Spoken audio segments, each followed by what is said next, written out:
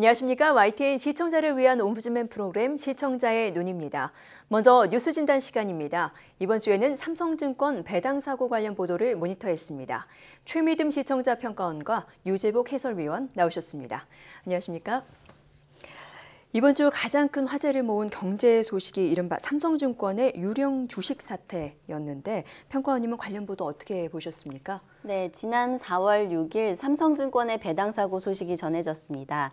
삼성증권 직원들이 보유한 283만 1,620만 주를 대상으로 한 주당 1,000원씩 배당금이 분배되어야 하는데 직원의 실수로 한 주당 1,000원이 아닌 1,000주가 배당되는 사고가 발생한 것입니다. 문제는 사측에서 전산 오류로 발생한 이번 실수를 알아채고 바로잡기 전에 일부 직원들이 잘못 배당된 주식 500만 주 이상을 시장에 매도하면서 주가가 급락하는 사태로까지 확산되었습니다. 다시 말해 실제로 가지고 있지 않은 없는 주식을 미리 내다 파는 공매도가 다른 무엇보다도 신용을 기반으로 업무를 수행해야 하는 금융회사 직원으로부터 발생한 것입니다. 그러나 이번 삼성증권의 배당 사고는 금융회사 직원의 도덕적 해이로 정리되기에는 문제가 훨씬 무거워 보입니다. 존재하지 않는 유령 주식이 일반 주식과 뒤섞이게 된 사건 발생 당일에 주식을 매도해 손해를 본 일반 투자자들이 있기 때문입니다. 아울러 피해 보상의 기준으로 삼을 거래 시간대나 피해자로 규정되는 범위가 명확하지 않다는 문제도 뒤따릅니다. 유령 주식이 일반 시장에 진입함으로써 발생하는 피해가 무엇인지, 또 이로 인해 손해를 본 일반 주주를 구제할 수 있는 방안은 무엇인지 설명을 부탁드립니다. 네, 증권사 직원들의 도덕적인 해이만으로 보기에는 참 문제가 컸다고 생각을 하는데 실제로 일반 주주들의 피해로까지 이어졌거든요. 유재복 기자, 상당히 심각한 사태로 볼 수가 있겠죠? 그렇습니다. 조금 전에 이제 사고, 사태 이런 말씀을 하셨는데 네. 저는 기본적으로 이 사고가 아니라 사건이라고 저는 생각을 합니다. 김기식 금융감독원장이 이 사태에 대한 보고를 받은 뒤에 희대의 사건이라고 이렇게 규정을 했습니다. 그리고 개인이 아닌 시스템의 문제다 이렇게 말을 했는데요. 제가 이번 사태를 사건으로 보는 이유가 두 가지입니다. 먼저 자기 회사 주식을 대상으로 한 주에 1,000원씩 배당을 해야 되는데 1,000주가 배당했다 이런 부분이 있는데요. 네. 쉽게 예를 들자면 우리나라에서는 조폐공사만이 지폐를 만들 수 있습니다. 근데 그 지폐를 유통할 수 있는 기능만을 가진 은행이 지폐를 만들어버린 것과 마찬가지인 겁니다. 그래서 한마디로 위조 지폐를 만든 게 되는 거죠. 가짜 지폐 제조는 어마어마한 중벌로 큰 처벌을 받습니다. 두 번째, 일부 직원들이 그 유령 주식을 마음대로 팔아버린 부분에 대해서 말씀을 드리는데 이건 정말 기가 막힌 일입니다. 우리가 길을 가다가 지갑을 주었을 때 신고하지 않고 마음대로 써버리면 처벌을 받습니다. 네. 절도죄입니다. 이것도 똑같은 겁니다. 그래서 문제가 있는 게 너무나도 확실한 주식이 들어왔으면 우선 신고를 해야 되는데도 그걸 처분하는 건 범죄입니다. 그래서 이번 사태를 사건으로 보는 거고요. 두 번째로 이제 피해 부분에 대해서 질문을 하셨는데요. 시장에 갑자기 이제 엄청나게 많은 주식들이 나오게 되면은 주가가 이제 곤두박질 치게 되겠죠. 그건 당연한 일입니다. 네. 실제로 삼성증권 주가가 지난 석 달 사이 가장 높았을 때가 44,000원, 한 주에 한 44,000원 정도 했는데 이 사건이 터지면서 35,950원까지 떨어졌습니다. 지난 실제로 보면 사건이 일어난 지난 6일에 3.64% 떨어졌고 9일에 3%, 10일에 4.4% 이렇게 떨어졌습니다. 투자자들이 이제 그만큼 손해를 본 거죠. 더 심각한 문제는 국민의 세금으로 운영되는 연기금, 국민연금도 삼성증권 주식으로 큰 손해를 봤습니다. 사태가 이렇게 되니까 삼성증권에서 부랴부랴 보상 방안을 내놨는데요. 대상은 사건이 일어난 지난 6일 오전 9시 35분 이전에 주식을 가지고 있다가 그날 장이 끝날 때까지 판 개인 투자자로 대상을 정했습니다. 네. 9시 35분은 삼성증권의 직원이 주식을 매도한 그 시점입니다. 그날 주식 가격이 가장 높았을 때가 39,800원이니까 실제 팔 때 가격과의 차이만큼 보상을 해주는 겁니다. 예를 들어서 설명을 드리면 제가 만약에 그 한 주에 34,800원에 100주를 팔았다. 그러면 이제 한 주에 한 5,000원 차이가 나니까 곱하기 100을 해서 50만 원을 돌려받게 되는 겁니다. 네. 그런데 문제는 삼성증권 주식이 6일 이후에도 아까 말씀드린 것처럼 많이 떨어졌고 그 뒤에 주식을 판 그 투자자들 네. 그리고 이 삼성증권의 평가나 가치가 굉장히 많이 떨어졌습니다. 이 투자에 대한 피해는 어떻게 보상할지 이런 문제는 여전히 남아 있습니다. 네, 믿고 투자했던 사람들의 신뢰가 떨어졌다는 것도 정말 심각한 문제인데요. 평가원님 관련 보도 보면서 또 어떤 생각을 하셨습니까? 네, 존재하지 않는 주식이 배당되고 또 실제로 시장에서 거래될 수 있었던 엉성한 국내 증권 거래 시스템에 대한 개선을 요구하는 목소리가 드높습니다. 삼성증권 시스템을 규제하고 공매도를 금지해달라는 청와대 국민청원의 참여자가 나흘 만에 20만 명이 넘은 것으로 알려집니다. 또한 이번 사건으로 인해 증권사의 전산 조작만으로도 법적으로 금지되어 있는 무차입 공매도가 가능하다는 사실이 여실히 드러났기 때문에 사고 자발을 막기 위한 제도 개선이 반드시 필요하다는 전문가 의견도 보도되었습니다. 안수연 법학 교수는 약탈적 공매도를 보다 구체화하고 적절한 징벌적 제재가 필요하다는 의견을 제기한 바 있습니다. 무차입 공매도는 2008년 리먼 브라더스 사태 이후 대부분의 나라에서 금지되거나 강하게 규제되고 있는 것으로 전해집니다. 국내의 경우에도 현재 차입 공매도는 허용되고 무차입 공매도는 금지되어 있는데요. 구체적으로 차입 공매도와 무차입 공매도의 차이점이 무엇인지, 그리고 국내에서 무차입 공매도만 법적으로 금지된 이유가 무엇인지 궁금합니다. 네, 말씀하신 대로 청와대 국민청원이 20만 명을 훌쩍 넘어섰기 때문에 이제 조만간 청와대에서도 공식 답변을 해야 할 텐데요. 문제가 되고 있는 공매도가 뭔지 자세하게 좀 설명을 해주시죠. 네, 공매도 일단 말이 어려우니까 대부분의 사람들이 이게 좀 잘 모르니까 관심을 안 갖는 경우가 있는데 공매도가 그렇게 어려운 건 아닙니다. 우리가 주식으로 돈을 버는 방법이 상당히 간단하죠. 주식을 싸게 사서 비싸게 팔면 됩니다. 네. 1,000원에 사서 2,000원에 팔면 1,000원을 법니다. 아주 간단한 원리인데 문제는 주식시장이라는 게 그 반대의 경우에도 돈을 벌 수 있다는 겁니다. 그 방법 가운데 하나가 이제 공매도라는데요. 그 공매도의 공짜가 빌공짜입니다. 그러니까 자기는 주식이 없는데 그 주식을 판다는 뜻이죠. 네. 예를 예를 들어서 A라는 회사의 주식이 지금 상당히 고평가가 돼서 값이 좀 높다고 생각이 되고 조만간 떨어질 것 같다. 주식을 본 투자자 B씨가 자기는 이 주식이 없는데 이 주식을 다른 사람에게 그 주식을 가지고 있는 투자자에게 빌립니다. 네. 그래서 파는 겁니다. 그래서 팔게 되면 거래가 이루어진 날부터 결제까지 사흘 정도의 여유가 있거든요. 그때 이제 주가가 좀 떨어지게 되죠. 그러면 내가 샀을 때의 가격과 팔 때의 가격의 차익을 자기가 그만큼 갖는 겁니다. 쉽게 얘기하면 공매도라는 게 그런 거죠. 그러니까 예를 들어서 오늘 10,000원짜리 주식을 내가 오늘 팔았는데 다른 사람에게 빌려서 사흘 뒤에 7,000원이 됐다. 그러면 저는 주식을 빌려준 사람에게 7,000원만 주면 됩니다. 네. 그리고 3,000원은 제가 벌게 되는 거죠. 이 제도는 그 주식시장이 너무 침체되는 것을 막기 위해서, 그러니까 시장 활성화를 위해서 도입이 된 건데요. 아까 말씀하신 것처럼 공매도가 두 가지 종류가 있습니다. 차입 공매도, 무차입 공매도 이렇게 두 가지가 있는데 네. 차입 공매도는 말 그대로 주식을 빌려서 제가 설명드린 것처럼 네. 주식을 빌려서 판 뒤에 나중에 주식을 돌려주는 그런 것을 얘기하고 무차입 공매도는 아예 있지도 않은 주식을 팔기로 한 뒤에 시장에서 주식을 구해서 나중에 돌려주는 겁니다. 네. 그러니까 말 그대로 무슨 유령 행위 같은 거죠. 예. 있지도 않은 주식을 사고 파는 행위. 이 무차입 공매도가 개미 투자자들에게는 피눈물이 나게 하는 공공의 적이다 이런 평가를 받습니다. 왜 그러냐면 공매도는 주로 이제 기관 투자자나 큰 손들이 할 수가 있겠죠. 개미 투자자들은 좀 접근하기가 어려운데 이른바 이 큰 손들이 작전을 벌여서 주식을 싸게 하기 위해서 뭐 그 회사에 대한 나쁜 소문을 퍼뜨려서 주식을 폭락시킨다거나 무차입 공매도 같은 경우는 없는 주식을 미리 매도를 하기 때문에 나중에 그 주식값이 올라버릴 수가 있습니다. 예상과 달리. 그렇게 되면 그 주식을 구할 수가 없는 거죠. 그렇게 되면 시장 판 자체가 완전히 깨져버리거나 흔들려 버릴 수도 있는 겁니다. 실제로 우리나라의 지난 2000년 우풍상호 신용금고라는 회사가 성도 ENG라는 회사 주식을 34만 주를 공매도를 했습니다. 그런데 나중에 15만 주의 계약을 지키지 못한 거죠. 15만 주의 주식을 구하지 못한 거죠. 그 뒤에 무차입 공매도가 금지됐고 차입 공매도만 허용을 하고 있습니다.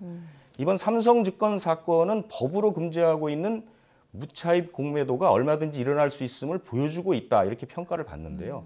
담당 직원이 클릭 한 번만 하면은 유령 주식이 갑자기 나타나고 이게 또 시장에 팔리고 또 사건이 일어나니까 삼성증권에서 또 이 사태를 원점으로 돌리겠다면서 주식을 또 사들이고 있습니다. 아, 네. 실제로 주식은 실체가 없는데요. 네. 시스템에만 들어있고 실제로는 없는 주식을 사고 파는 방식이 무차입 공매도와는 다를 게 없다. 이런 비판을 받고 있습니다. 네, 시스템상의 총체적인 문제가 있다는 것을 이번에 여실히 보여준 그런 사건이 아니었나 하는 생각이 듭니다. 네, 지금까지 삼성증권 배당 사건 관련 보도에 대해서 이야기를 나눠봤습니다. 최미듬 시청자 평가원과 유재복 해설위원이었습니다. 두 분 말씀 감사합니다.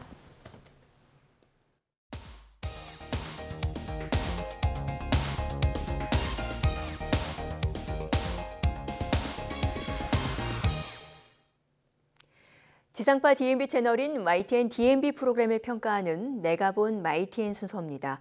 이번 주에는 수다학과 김선영의 뉴스나이트에 대한 정은정 평가원의 의견을 들어보겠습니다. 시청자 여러분 안녕하세요. YTN DMB 시청자 평가원 정은정입니다. 새 학기가 시작된 지도 벌써 한 달이 넘었습니다. 특히 새 학년이 시작되는 1학기에는 공부법에 대한 관심이 남다른데요. YTN DMB의 수다학은 그중에서도 수학에 초점을 맞춰 보다 쉽고 재미있는 수학 이야기와 공부법을 알려주고 있습니다.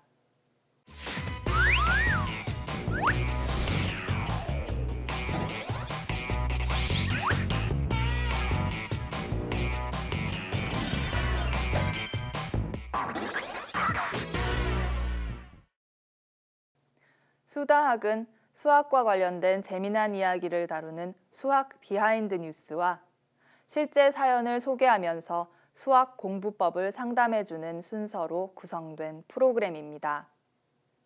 지난 방송에서는 속담 속 수학 이야기, 무리한 계획을 세우는 아이를 위한 수학 학습법에 대해 다뤘습니다.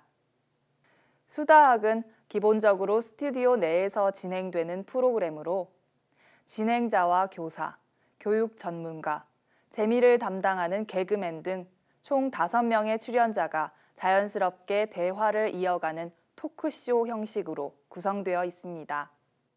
코너 구성도 이전과 달리 수학 비하인드 뉴스와 사연 상담으로 단순화해 학부모나 학생이 아닌 일반 시청자들도 가벼운 마음으로 수학을 접할 수 있게 해줍니다.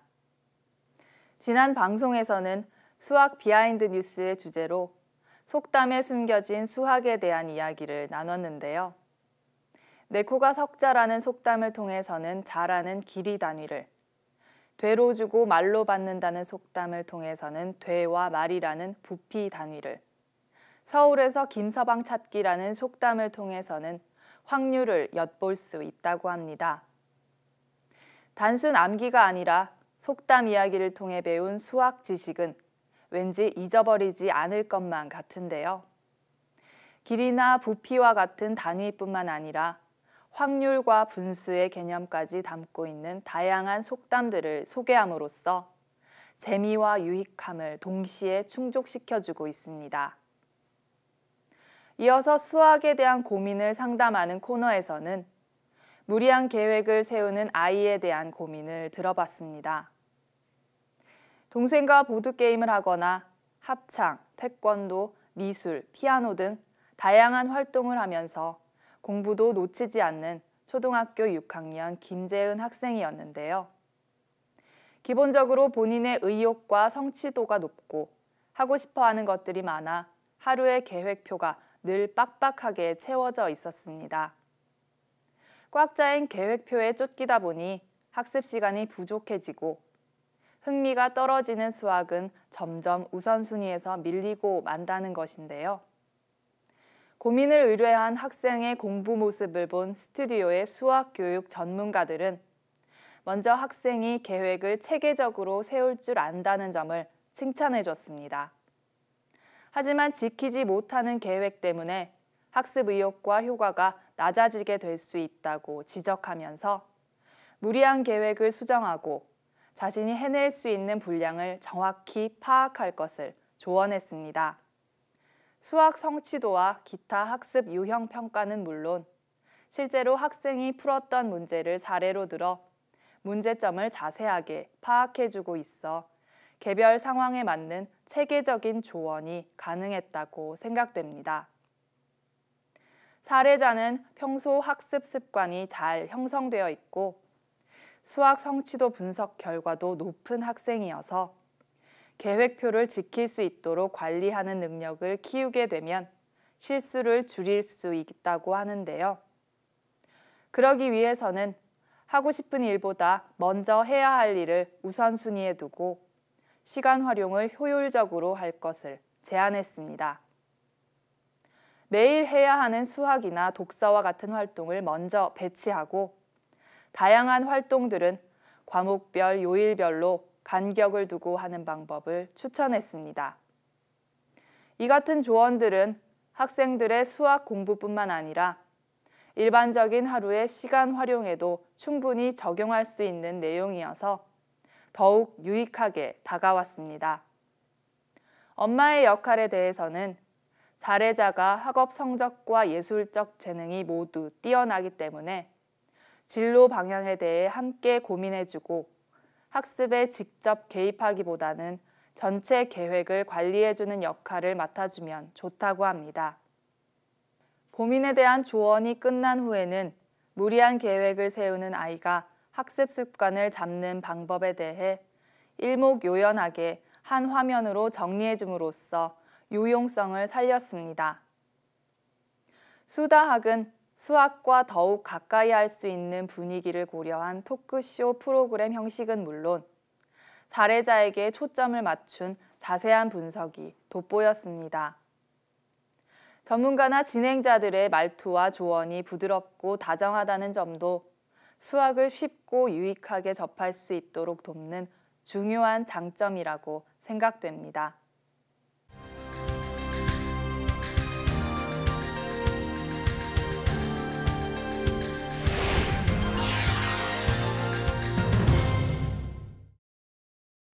지난 1월 26일 경남 밀양 세종병원에서 있었던 화재는 모두 150여 명의 사상자가 발생한 참사였습니다.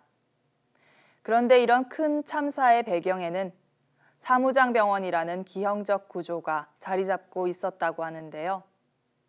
밀양 세종병원 화재 참사에 대한 수사 결과를 YTN은 어떻게 보도했는지 살펴봤습니다. 속칭 사무장병원은 흔히 의료법상 의료기관을 설립할 수 없는 사람이 의료기관을 설립해 운영하는 병원을 말합니다. 사무장병원의 문제점은 비영리 목적의 의료법인을 이윤만을 위한 개인 기업체처럼 운영하면서 환자의 생명과 안전은 뒷전이 될 수밖에 없다는 점입니다. 밀양 세종병원은 2008년 의료법인을 불법으로 인수하고 횡령, 허위급여 지급은 물론 인력 배치나 자가발전 시설과 관련된 규정도 위반하는 등 환자의 생명과 안전보다는 병원의 수익률을 높이기 위한 편법 운영을 일삼았던 것으로 나타났습니다.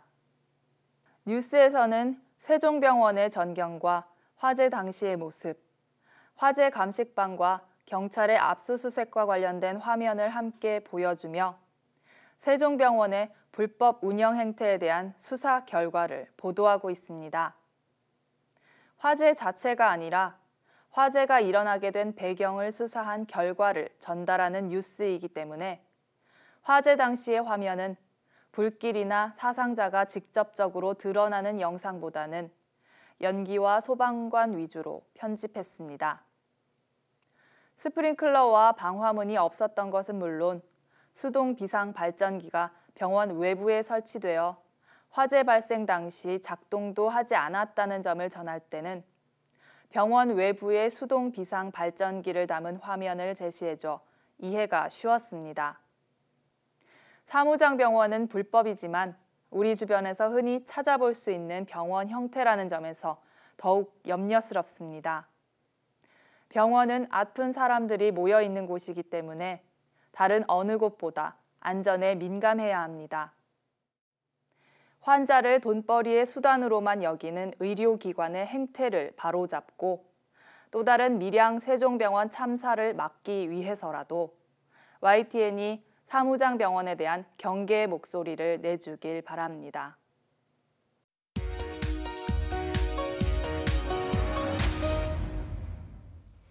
이번 순서는 시청자들의 지적사항을 정리한 모니터 보고 시간입니다. YTN 뉴스를 시청하다 보면 인터뷰 내용 자막의 오류나 잘못 표기된 그래픽의 오류가 종종 나타나는데 시청자들은 좀 더 세심한 주의를 당부했습니다.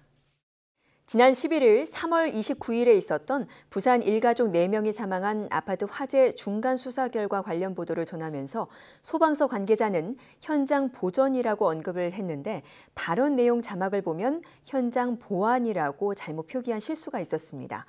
같은 날 미국 존스 홉킨스대 산하 한미연구소가 한국 정부의 예산 지원 중단으로 다음 달 문을 닫는다는 기사에서 그래픽으로 표현한 한미연구소장의 발언을 보면 한국 정부가 부적절한 간섭을 거부한 것으로 이해가 되는데 원래 발언은 한국 정부의 간섭을 거부했다는 것이므로 자막에 조사를 추가해줘서 한 정부애로 하거나 한국 정부가 제안한으로 명기해야 정확한 표현이라는 지적이 있었습니다. 그리고 지난 10일 6.13 지방선거의 여야 주요 후보에 대한 한국당 광역단체장 후보를 정리한 그래픽에서 충남 지역 이인재 후보를 전 충남지사로 잘못 고지했는데 앵커가 즉시 그래픽에 자막이 잘못 나왔습니다. 양해해 주시기 바랍니다. 라고 정정하고 양해를 구한 점은 적절했다는 모니터 평가가 있었습니다.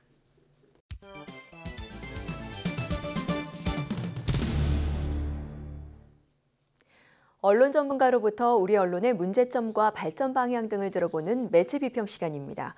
오늘은 정대철 한양대 교수로부터 뉴스 시사 보도의 균형 감각에 대한 문제점이라는 주제의 논평을 들어보겠습니다. 요즘 뉴스나 시사 토론을 보면 대부분 두 가지 입장으로 나누어 보도하고 있습니다.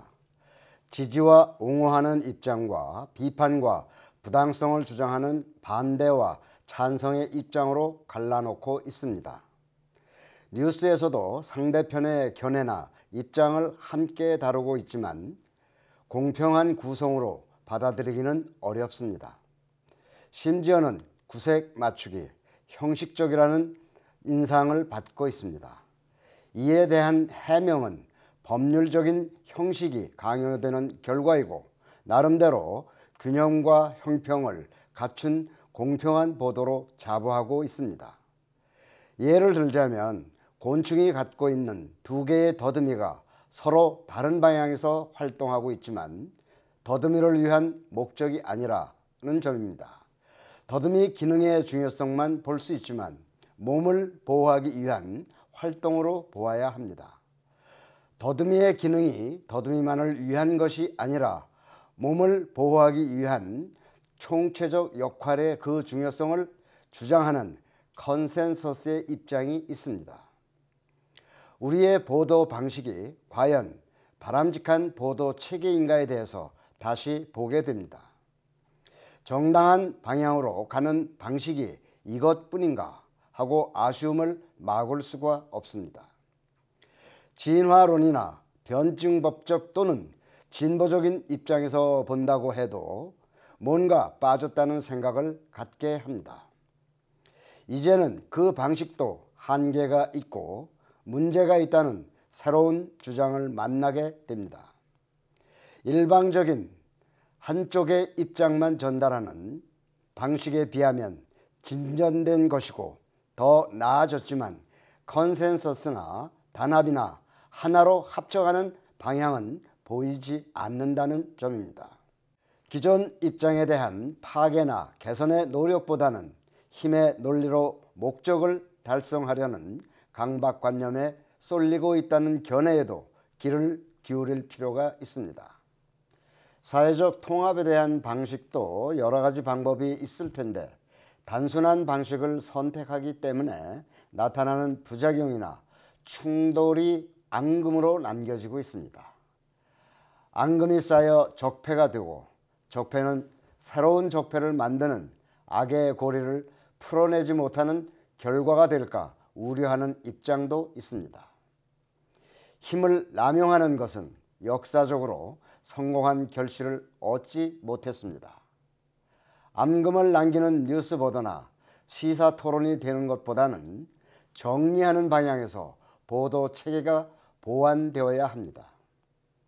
공평한 보도를 외면하면 공정한 보도가 될 수 없습니다.